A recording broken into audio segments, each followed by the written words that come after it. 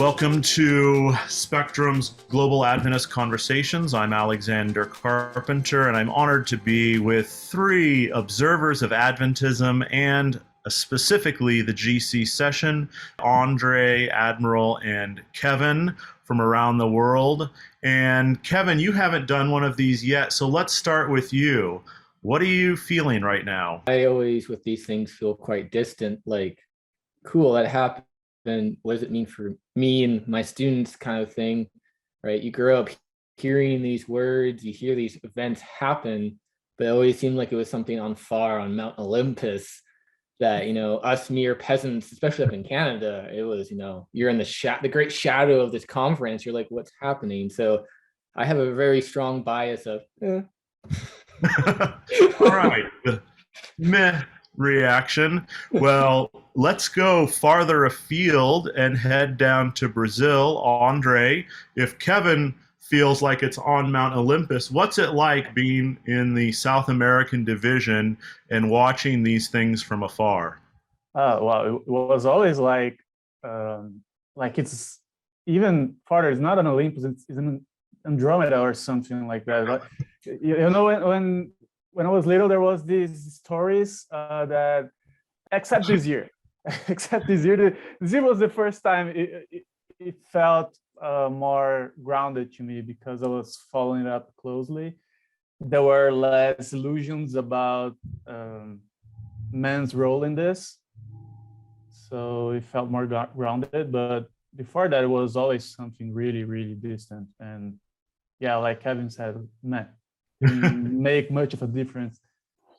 Yeah, I have to tell you, Brazil showed up. Admiral, are you still in Ethiopia? Yes, I am. Thanks. Great. So what was it like to watch GC session and think about GC session from the continent with the most Adventists in the world? I think for the first time, this whole thing was transparent in a sense. It was open, accessible. And we could follow the business of the day, but it really sounded so parliamentary, so rigid. Let's go around and talk about the ways that you think it was, what was significant about this? Well, the piece that I took away, it seemed like there was a much more honest approach than before. So, for instance, the one that I zeroed in was Michael Nixon, who gave quite a few talks, and some of them were sent to me because the one that I really got thought of through was his talk about divorce and how we have no support, right? And that kind of ties in personally to my own divorce when I was 25 and just feeling absolutely marginalized and like no one gave a crap about me because I just felt completely on the side that I was broken.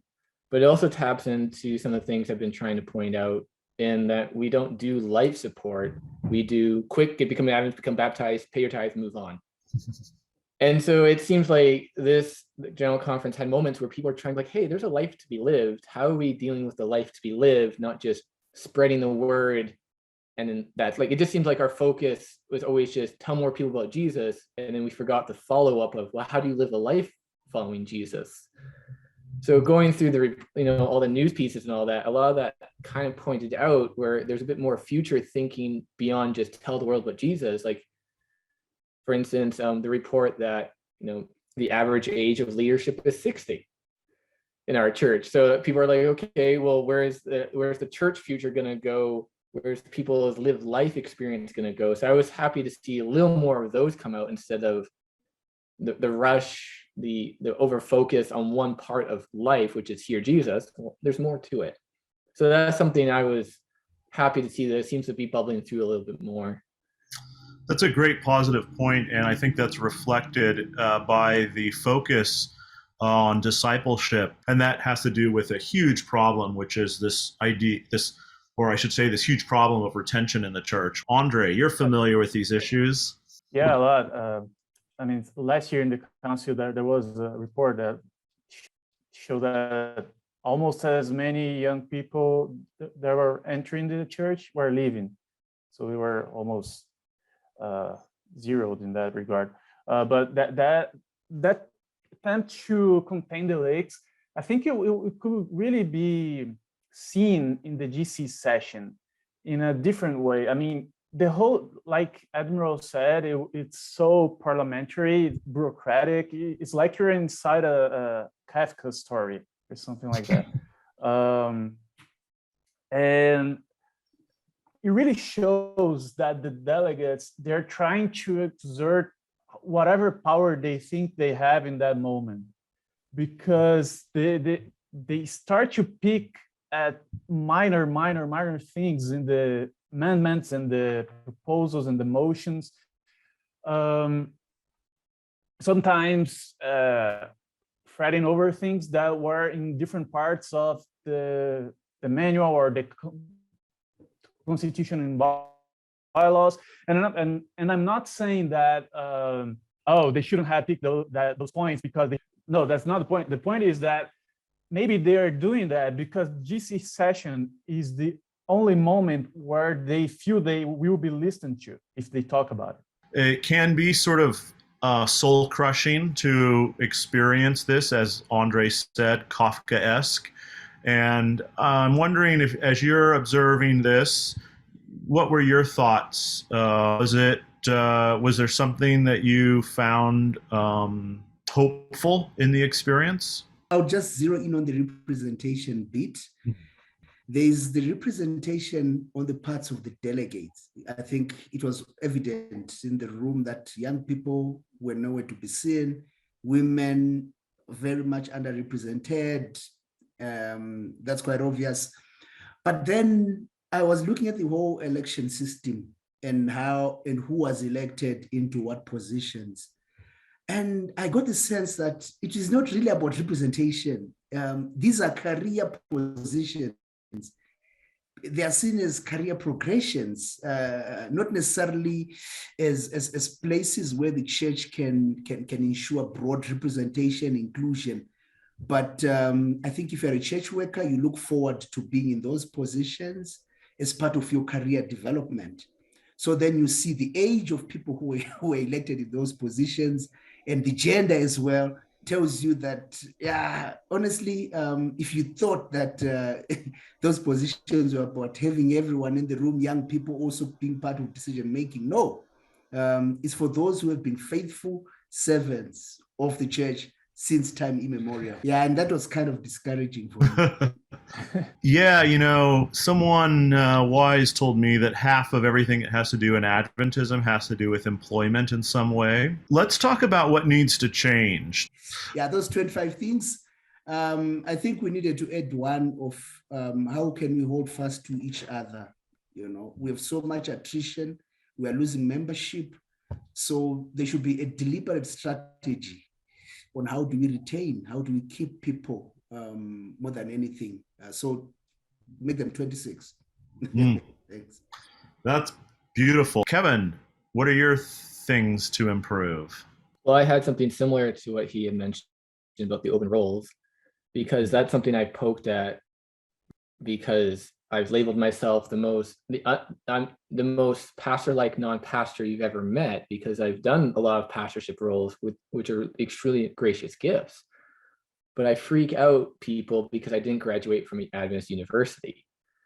And so when I poke at these roles and I ask questions, it comes down to a kind of a simplistic fear complex of, if you graduate with the right program at the right school, therefore you're safe to be in leadership. So I think, going off of what he was saying, is we like to have a lot of control. Everyone has the same training. You get your 4 years of theology, which is important, but not all leaders are theologians. I think that's something we can learn from other churches, that ordination and leadership are not the same thing, but we clump it together. Not all pastors should preach. Not all pastors should lead.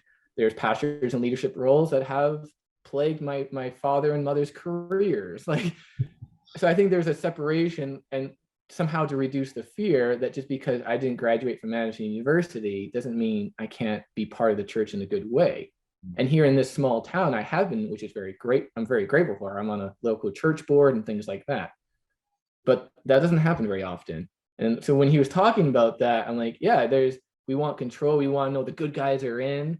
You can have somebody baptized in a leadership role, but has no care about Christianity, but because they're baptized. So it just seems like our markers for what's safe maybe need to be updated or something, where we don't look for simplistic things.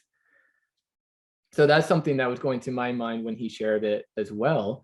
And I think that's why it's very closed. I've seen that when I've gotten involved in churches. I'm like, well, we need somebody to do this. Well, I know somebody's in mind. Well, can't we put it in an announcement? No, I already have somebody. Right. And it was simply just to find a guy to run the soundboard for church, but they wouldn't put it in the bulletin for some reason. And I'm just like, oh, okay. And they couldn't find somebody for like 6 months. well, no one knows. that would be my continuation piece on that. Just like, and then the one that I've really been stumbling into is how American our church is. And that sounds very Canadian of me to say, ironically. But like, and you had mentioned it too with when you had introduced Admiral there, Africa has the most amount of Adventists. Yet where's the headquarters for the world church?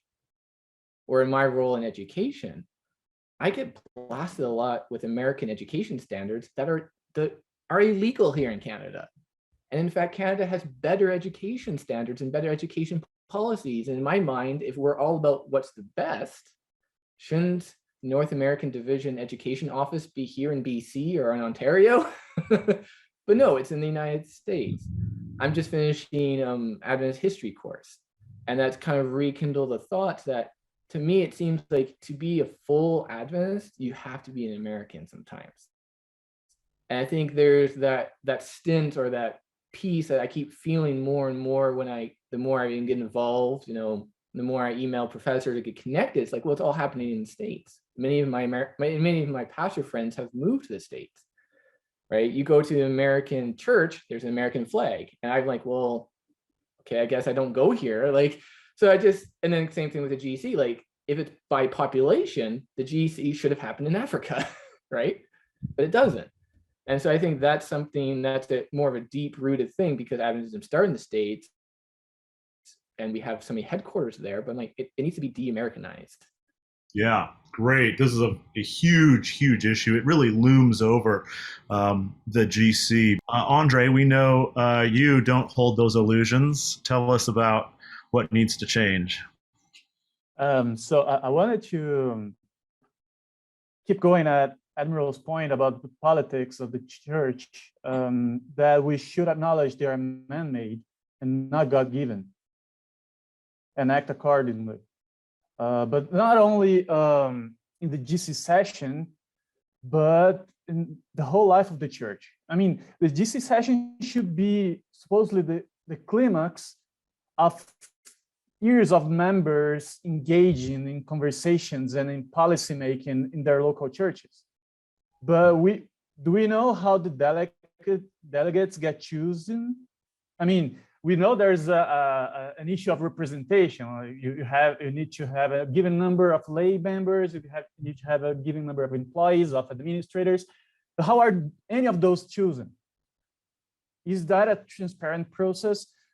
Is the process of sending motions and items and amendments to the session an open and transparent process? Supposedly you can just send from your local church to your local conference, and then to your union conference, and then to the division, and then it gets to the GC. But how many of those were actually in the GC session? I mean, most of those were originated in the secretariat of the General Conference or from Ted Wilson himself. So we don't know how any of that works. And usually we don't care, because the church is not that relevant to us in the local level. We just go there on Sabbath to have services and stuff. And if we get engaged in some ministry, we do things in that ministry until it wears us out and sucks our energy dry, and then we leave. It's usually how it works. But we don't engage in a creative process to talk and discuss the future of our church. So all of that needs to be transparent. None of that is decided by God. It's decided by men, mostly white old men in suits talking or whispering in hallways. That's how they decide things. And if we want to be a light to the world, if we want to be a testimony, we need to clean our house first, clean our room, clean our mess. We can barely call ourselves a democracy. You know, we're all laity here. So let's talk about laity. Why does laity matter? And do you see some ways that the laity might maybe rise up and recognize the power that they have? Two things. I think the first one is we are in a world where we are contending with so much complexity, and in that also laity plays a role in articulating, understanding, as well as helping the church to drive its mission amidst all these complexities. But you then see that within the whole setup, laity has a small space or corner. And then you have the clergy, denominational workers are the ones who task themselves to drive the agenda, to define the agenda, to define priorities. And we just have to fit in and trust them. One of the things that I also saw is, as the session went through, is there's still, fear. I don't know. Yeah, there's still fear. There's something looming above our heads, and the same people who have told us about those fears, the clergy, have come back to us and say, hang on, we are the ones who are better placed to deal with those fears. So when we then make decisions, when we then do elections, we're like, okay, you told me of something to worry about, so chances are that you are better placed. So we coalesce around certain individuals. It can be Ted Wilson, it can be XYZ, because they have presented themselves as the answer to our fears, So then at the end, laity has really lost control, held back, and now you watch clergy now becoming the heroes in the room, because they are the ones who are better placed to deal with problems, I see it at different levels, be it a union, conference, you have the same mentality. Then the last point, I think, for when Andrew was talking about the delegates, how they are chosen, because it's so parliamentary, at a local church, they will look for somebody who has a parliamentary mindset. My grandmother, probably because she can speak French, Portuguese, or English, she's told, no, you can't go there. XYZ will go, because they seem to have more of a parliamentary political mindset. So then she has to just trust that the Holy Spirit will work with XYZ, So how do we make this thing more representative and more comfortable and accessible? I could get in a sense in some of my friends, they were like, you know what? Yeah, it's one of those business meetings. Whatever happens, yeah, God will use whoever is there, Yeah, that's really Catholic as well. I mean, the will of the institution is the will of God. I just wanted to squeeze a point real quick, that Kevin mentioned that we want to be like the Catholics, except we don't wanna. I really like that comparison, and I would say that at least in one regard, we may be even worse than them. There's this guy. It's a Jewish philosopher from the early 20th century. His name was, I'm terrible in German, it was Franz Rosenzweig. At some point he stated that the Catholic Church exerted control over their lay members, mediating the access to the scripture through the figure of the priest. And then the Protestant reform tries to break away from that and replaces the priest as mediator with the administrative control. So you can have access to the scripture, but with the with the lenses and with the framework provided by our administration. And that I'm saying that because I wanted to briefly touch upon the topic of the clergy, because our clergy is not like Catholic clergy. Our clergy is like a bunch of employees in a multinational corporation. I mean, I created Zelota, which is an independent media vehicle in Brazil. If I was a pastor, I would be fired the next day. There's an employee of the church have no freedom whatsoever, at least down here. And if we among the lay members and the policymaking in the GC section, we tend to think of policies as God-given and institutions as mandated by the divine. In the clergy ranks, that's even worse. And our clergy also needs to acknowledge that their hierarchies and their bosses and all their things they have to go through are man-made, not God-given. They should even unionize, actually, because I mean, they shouldn't have administrators shouldn't have the power to ruin a pastor's life because they feel like it, or because they don't like their political views or theological views or anything like that. There should be some level of accountability. And yeah, that's just what I wanted to put out, that our clergy is not as powerful as he would like to be, except the administrators, of course, but the lower ranks of the clergy. Wow, this is getting radical here. Unionizing the clergy. This is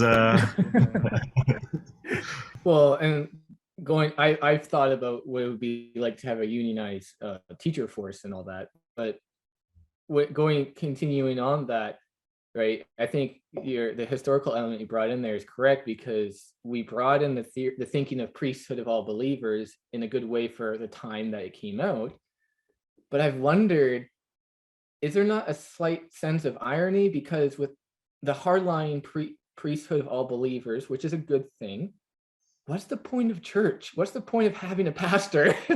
Like, I've heard sermons where like, you gotta study the Bible, you gotta do your thing, blah, blah, blah. You know, and then at the end, you're like, okay, so then what's the role of the pastor? Why do we need, like, if you take priesthood of all believers to the extreme that I've seen in sermons and some things, because we're so Protestant, like, well, ironically, you're saying that the whole church scheme isn't worth it, because like I could get community with my volleyball group. So I've often kind of wondered about that, because, you know, in the Catholic way of doing things, like, it is very straight. This is the clergy, you're the layman. They don't have that issue, right? It's very set, the relational bounds. But in our church, because again, it's that American spirit that I was kind of talking about, which doesn't do community very well, opposed to, you know, in Canada or more socialist countries. So I'm like, well, if it's all about me, if my Chris Tomlin song is about my spirituality and it's my Bible and the way I read it, why do I need you? Right? And I've asked pastors that, and they've had a hard time trying to keep both those things in the air. As we're wrapping up here, let's just go around and say the church has 3 years to fix the GC session. What's one thing that you would change before we go through this again? Yeah, 3 years. Can we not dedicate 4 days out of it just editing a book? Yeah, I think let it be a point of celebration.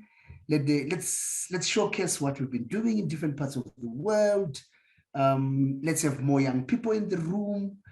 Yeah, for once, let's think about how to deal with this book called the Church Manual, and how we can find more efficient and economically efficient ways of editing it or revising it, and dedicate time to really being a church.